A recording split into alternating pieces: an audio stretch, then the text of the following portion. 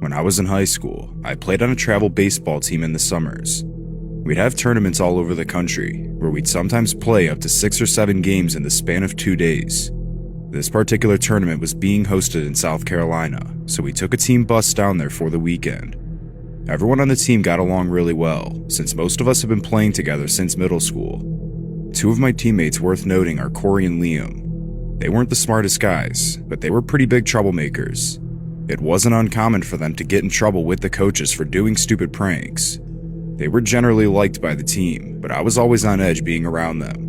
Once we arrived and checked into the hotel, everyone was pretty exhausted, and we had an 8 a.m. game the next morning. We all hung out in the pool area, which was surprisingly really nice for a hotel. It had a water slide, along with both an indoor and outdoor pool, with plenty of chairs and space to hang out. Once it was 10 p.m., one of the hotel staff members told us that the pool was closing, so we got all of our stuff together to head up to our rooms. On the way up, Corey and Liam decided it would be a great idea to ding-dong ditch one of the people staying on our floor. Myself, along with a small minority of the group, were sensible enough to tell them no, but there was no stopping them. As we all walked in a group down the hall, Corey and Liam ran up to a door and began violently pounding on it several times, before they started running down the hall, where we obviously followed, not wanting to take the blame for their stupid prank. At the end of the hall, we ducked into the stairwell and peered out to see if someone came to the door. Seconds later, a man in his mid to late 40s stepped outside, and with all of our heads sticking around the corner, he clearly saw us. Instead of just giving us a well-deserved scolding, he began charging at us down the hall. We booked it down the floor, where we ran across the hall all the way to the other end, and slowly began taking the other staircase up, with hopes that we could sneak back onto the floor and get into our rooms without him seeing. Fortunately, we did, but I was still upset at the fact that we already made an enemy on the first night there, who just so happened to be staying on the same floor as us. I went to bed that night without any further issue, and got up early the next morning for the game. We were playing a triple header, and our last game was at 7 p.m., so we'd be getting back to the hotel pretty late. Once that time came, none of us were ready to go to bed yet, so we stayed in the main lobby area and hung out for a while.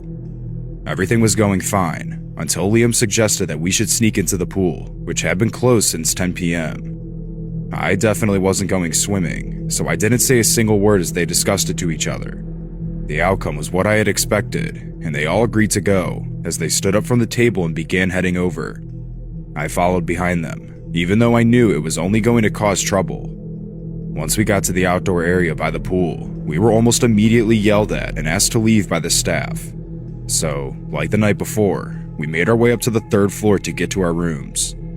This was around the time that things started to take a bad turn.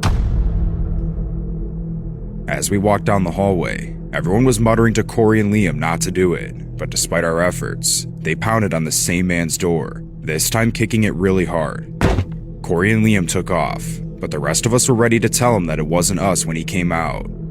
However, the man was carrying a pair of scissors this time, which we immediately took notice of. He screamed at us to stop, but we continued walking at a casual pace, trying to ignore him to prevent anything from escalating. We eventually made the turn down to the staircase, where Corey and Liam were sitting there, crying out of laughter. Much more serious this time, we told them to stop, explaining that the guy had scissors in his hand when he came to the door. It pretty much had the opposite effect on them, and before we even knew it, they were sprinting down the hallway again to bang on his door. I watched in painful suspense, knowing that this guy was about ready to lose it on them. As soon as they started banging on the door, it swung wide open, and the man came out, immediately tackling Liam to the ground and into the wall.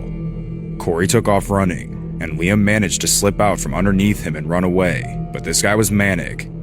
He kept screaming that he was going to kill them as he started chasing them down the hall. We watched until he was out of sight after turning down the opposite side staircase, so we tried to run down a couple flights and check the halls to see if we could find them. We checked each floor until we reached the main level, which meant that they were either in the staircase or on this level. It didn't take long before Corey and Liam came around the corner on the other end, where they booked it to the pool area. We watched through the windows in the workout room as they ran out there, with the man following them out shortly after too. Corey and Liam stayed on the opposite side of the pool, which made it extremely difficult for the guide to catch them. All of my teammates were laughing, but I knew this was getting very serious. It was all happening so fast, and I definitely didn't want to involve myself in the situation. Suddenly, Liam slipped by the edge of the pool, landing on his knees, which allowed the guide to catch up to him. As soon as Liam saw that, he jumped into the pool to swim away from him. I couldn't make out what they were saying, but it looked like Corey and Liam were trying to calm the guy down, but it was only making matters worse. Corey finally stopped running and let the man approach, who was still carrying the scissors in his hand. It looked like Corey was trying to defuse the situation, but it was too late. The guy grabbed Corey by the neck and slammed him onto the concrete, where he began stabbing him in the stomach with the scissors. We were all completely silent, and there was nothing we could do but watch. Almost instantaneously, Liam got out of the pool and attacked the man on top of Corey. Once Liam got the guy off Corey, he sprinted into the lobby and screamed to call 911. While we were all huddled around the front desk, the guy with the scissors came back, but the clerk was able to talk him out of it, informing him that the police were on their way. Once that was finally taken care of, everyone turned their attention back on Corey, who was barely conscious now. We tried to put pressure over the stab wounds to stop the bleeding, but he didn't have much time. Most of us were crying, and the entire situation was quite literally a living nightmare. The paramedics and the police finally showed up and immediately arrested the man who attacked Corey. We were all kicked out and banned from the hotel, including all of our coaches and parents that came along. Our coach decided to withdraw the team from the tournament, and we all headed home, except for Corey. The first few days after returning home were very weird. Nobody on the team talked to each other, including the parents. It wasn't until a few weeks after the incident occurred that we finally got a long group text from our coach about Corey. He said that Corey was still in the hospital, but the doctors were confident that he'd make a full recovery. Later on, I also learned about the backstory of the man that stabbed Corey.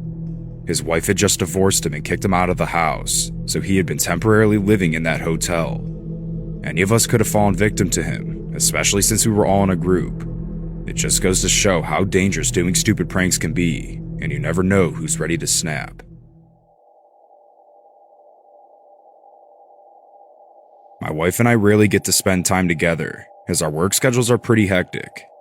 Last summer, we each decided to set aside a week to take a vacation. We hadn't been on one since our honeymoon, so I was pretty excited for the trip. We set our eyes on Florida and booked a hotel just outside of Fort Lauderdale. The reviews that I read online were pretty decent, but I wish I would have looked further. We arrived at the hotel on a Saturday night, after Ubering from the airport. Upon pulling in, we noticed that several of the parking lot lights were out, almost making the lot pitch black. We grabbed our bags and headed towards the sliding doors at the front entrance, only to run straight into it. For some reason, they didn't open when we tried to step in, so I started knocking on the door, annoyed that we were already running into problems. Minutes passed, until the front desk worker finally came to the door and manually opened it up. It was a younger man in his 20s, who was extremely apologetic and explained that they were having electrical problems in the building that night. My wife and I told him it was okay, and he led us to the front desk to check us in. This was around the time that I really started to get annoyed. The computer that the kid was using kept powering on and off, making for a painfully long and slow check-in. Once he finally got the computer to work, he checked us in and gave us the key cards to our room. We were on the 7th floor, so we dragged our luggage to the elevator, and of course, that wasn't working either, so we had to take the stairs. By this point, I was in a really bad mood, but by the time we reached the 7th floor, I was too tired to be mad. I was ready for bed. Our room was thankfully fine, and it looked clean and well maintained. We both slept that night without any issues, and I felt a lot better the next day. We packed up for a day at the beach in the morning, and once we left our room, we were happy to see that the elevator seemed to be working again. The beach was great, except for the terrible sunburn my wife and I got. Once we finished at the beach, we made our way over to a little spot with a couple restaurants for dinner. Since it was cooling down, we decided to go for a walk along the beach before Ubering back to the hotel. By the time we got back, it was already dark, and the parking lot lights were once again not working. The door opened on its own, which was a good sign, but once again, the elevator wasn't working. We fell asleep shortly after getting in our room, until I was awakened in the middle of the night by a weird noise. It sounded like someone was moving furniture around in the room next to us, but it wouldn't stop. I looked over my shoulder to see that my wife was fumbling around with the phone on the nightstand, to which I quickly realized wasn't working. I asked her if we should go downstairs to the desk, but she shrugged her shoulders, clearly not wanting to walk down 7 flights of stairs in the middle of the night. I waited for a couple minutes to see if the sound would stop, but it never did. I decided to go over to the room and politely ask the person to try to keep it down, which I hoped would be an easy fix. That turned out to be a major misjudgment. As soon as I knocked on the door, the sound stopped, and I waited for the person to come answer. I'm honestly not sure how long I stood there, but I ended up walking back into the room when no one came to the door. My wife and I waited for any further noises coming from the room, but it was silent, so we were content. We passed out again shortly after, but what happened next still feels like some sort of weird dream to me. I woke up again to the same noise, but this time, it sounded like it was right in front of me. I rubbed my eyes and looked around the room, but I couldn't see anything. That's when I noticed that someone was crouched down at the foot of our bed. I snapped my head to the side, only to see that my wife was still sound asleep. I have no idea what I said, but I screamed, and the figure shot up in front of me, immediately pointing a gun at my head. In a low, deep voice, the man said, "Be quiet. Do not make a noise." I nodded my head in compliance, as my wife woke up and inched closer to me in bed. The feeling of helplessness I felt in that situation was so overwhelming that I still feel it today. We each had no idea who he was, what he was doing there, and how he even got in there. He dropped back down to the floor and began rummaging around under our bed until he pulled out at least 2 objects. One was a small black bag, and the other one looked like a small Ziploc bag, but I couldn't see its contents. Just then, the bathroom door swung open, and another person dressed in all black emerged in the room. They also had a bag in their hand, but I couldn't see anything else. Just as quietly as they must have entered, they each walked straight out of the door, quietly shutting it behind them. My wife and I were in total shock and disbelief, and after gathering ourselves, she called the police from her cell phone. We waited for them to come, as I anxiously paced around the room, looking for anything missing. Oddly enough, all of our bags we had brought were still there, and our stuff was seemingly left untouched. The police eventually arrived and knocked on our door, to which my wife and I stepped out to talk with them. We explained everything that had just happened, and the officers seemed just as perplexed as us. None of it made sense, but that started to change when one of the officers asked me which room was originally making the noise. I pointed over to the room beside ours, and they knocked on the door a few times, repeatedly saying, "Police, open up." No one came to the door, and as a last resort, the officer tried the door handle, which opened right up. They searched the entire room, only to find it completely ransacked. No one was there, but I guess that explained all the noise we had heard earlier that night. The officer stepped out, and without saying anything, they tried our door handle, and to our disbelief, it opened right up. My jaw dropped, realizing that our door opened without the key card, which explained how the people got into our room, realizing that I forgot to lock the main lock of the door. We were given a full refund for our stay, and we checked into another hotel that same night, once we were done with the police. The small amount of information the police were able to gather in this case only made it more disturbing. It was discovered that the people who broke in had just checked out of the same room we were in, just hours before we arrived. They somehow managed to check in a room under a fake name for one night, which is when the electrical problems started to occur. It was clear that they were looking for something that they left in our room, and must have gone in the wrong room when they came back to the hotel, which explains why they were in the room next to us first. Now, as to what it was they were looking for, I have no idea. It seemed like they took multiple things, which makes it even more bizarre. It couldn't have been anything good, otherwise they would have just asked the front desk to check for them. The security cameras were glitched out from the constant electrical outages in the building, so they weren't able to garner any additional information from that night. They were able to catch a blurry photo of them from the security footage of them entering, after being dropped off in an unmarked car. I'm not sure if the electricity problems were linked to them or not, but it just seemed awfully convenient for them to not work on the night they decided to break in. This was one of the most bizarre and alarming incidents I've ever lived through, and my wife and I still have so many unanswered questions. This happened in the summer, and I believe I was about 12 at the time. I was staying in a hotel in a fairly large city with my mom and my younger brother. We were visiting our extended family, but we chose not to stay in their house. My brother is younger than me by a decent amount, so I was usually responsible for keeping an eye on him. On the day we arrived, my mom put me in charge of my brother while she checked us in and received our room card. My brother and I sat down on a couch in the lobby while he played on his DS. While we were sitting, a man in his mid-40s walked into the hotel. The couch was facing the hotel doors, so I was able to get a pretty good look at him. I remember that he was very average looking, wearing a plain white t-shirt and gray jeans. As he approached the couches in the lobby, he gave me a light smile, then sat down on the couch directly opposite of ours. I didn't think anything of it at first, until I realized that he didn't go up to the counter first. He just came in and sat down. It made me feel a little uncomfortable, as I started to wonder if he followed us in. Thankfully, before I could even continue in my nervous thoughts, my mom called us over and told us that our room was ready, so we left the lobby and went up to our room. Shortly after settling in, we left the hotel to go meet with our family. We ended up staying there for most of the day, so the thought of the guy from earlier had completely slipped my mind by this point. We returned to the hotel around 7, and my mom told us that we could go swimming in the hotel pool if we wanted to as we walked past it. So, we all went to our room, changed, then went to the pool.